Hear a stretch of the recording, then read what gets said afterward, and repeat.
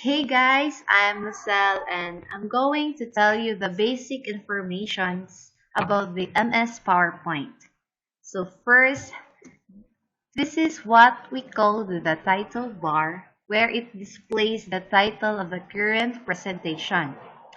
This is the file button, the menu bar, the quick access toolbar, the formatting toolbar where we can change the font size or font color, bold, underline or italicized text, left or right align, center or justify, bullet or number list, highlight, decrease or increase the indent.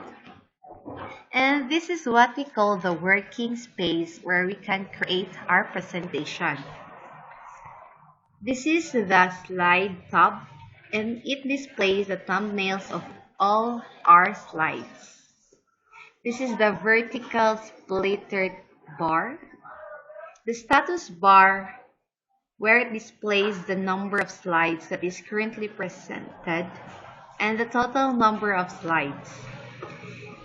You can use the view button to change the normal view, slide shorter view, reading view, and the slideshow.